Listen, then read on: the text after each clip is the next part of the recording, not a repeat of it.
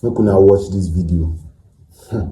Things they happen. So at the point of my challenging times, I needed a Christian body where I can join to at least help my faith and help my spirit. And at first I was at peace. So the first Sunday I went to the church, they called first timers and I came out. They prayed for us, and then when we're standing there, the pastor of the church was like, I want to see you after the service. I told him I want to confide in him, to tell him one of my deepest secrets. He prayed with me and told me I shouldn't feel guilty at all of what I've done before. So I said, okay, thank you so much, sir. The second time was when I went back. And then when I went back, he said I should meet him at the office. So I entered the office, he gave me water to drink. All of a sudden, I started feeling dizzy. I started feeling dizzy. I felt like I was sleepy, but I wasn't sleepy when I was coming. So what happened? Is this the pastor or someone else? No, the pastor. The pastor. So he started telling me, you know, you're a beautiful lady. You have a very good body structure. Every man will want to come close. I wish I knew you before now. And oh, I know I'm married, but then, like, do you mind if you can be more closer to me, like, be a friend? And I told him, sir, you're my father. I said, no. And then I stepped out. I reached home. I thought that was all. He started sending me messages, started sending me voice notes, started sending me pictures of his private areas. The first time he sent, I thought it was a mistake, and I replied, sorry, pastor, I think this is not for me. And he was like, yes, this is for you. I just want you to understand the feeling I have for you. That's not the pastor. That's a wolf in sheep's clothes. He kept sending messages, kept calling every day. When I pick, the first thing he draws my attention is, Jesus loves you. Or he can call and say, let me pray with you today. I was led. And then at the end of the call, that's when he will now talk about love. Fast forward, he told me to come. So I went to the office. When he came, he entered the office, and then the same thing he did. He just gave me the water bottle. But I noticed it was already open. The seal was opened already.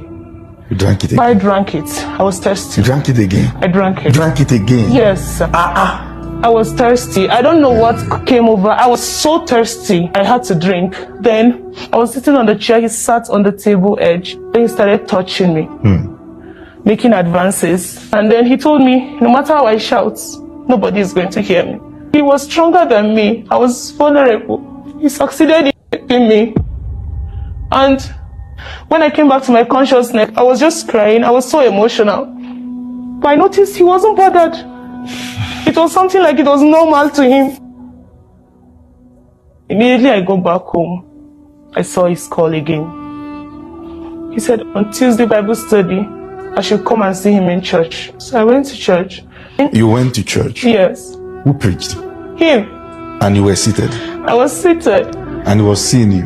He was seeing me. And he preached? He preached. What was the topic that day? He was preaching on how some pastors fall, luring other ladies, and how the spiritual life of the lady are not really strong.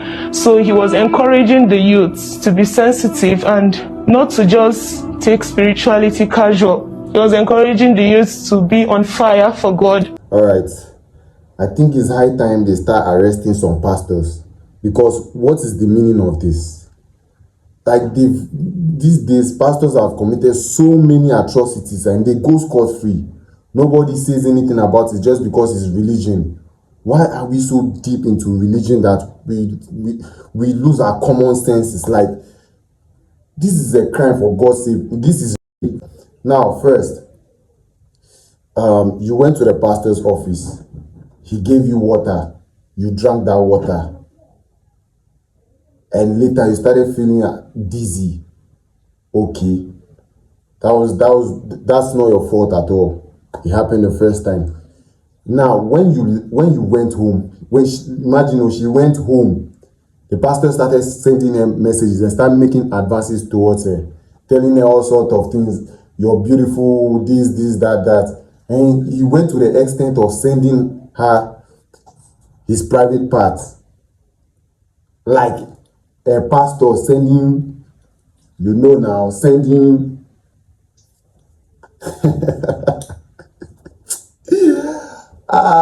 God. A pastor sent you his private parts. And yet, when he called you the second time to come to his office, you went there. Like, I don't understand.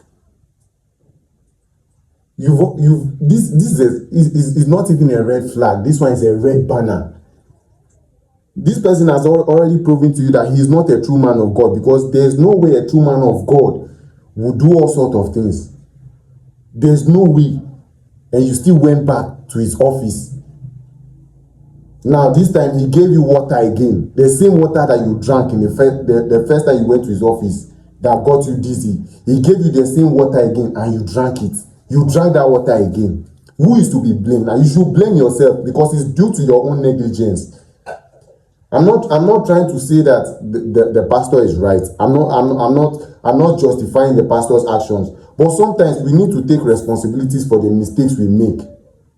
Because if somebody is already making advances to you and already sending you private parts, he should tell you something. That's not a true man of God. He should tell you that he's up to something. He gave you water the first time when you went to his office. You drank and you got dizzy. The second time, he called you to his office and you still went to his office. He gave you water again. You drank the water. Now, wow. Some women, and I don't just understand. The thing, I know, I don't even process them. Like, I don't understand. See. God. No, this is crazy. Like, see, they need to arrest this pastor. This thing should not only end on podcast, they should arrest this pastor, because he's a thief, he's a killer, he's a demon. He's not a true man of God. He's not a true man of God.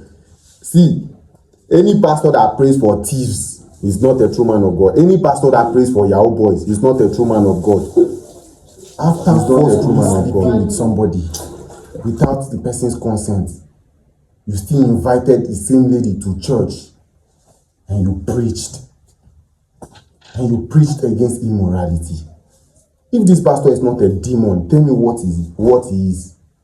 Like, see, I think it's that time you ladies, because mostly it's women, you ladies should stop idolizing these pastors. They are not God.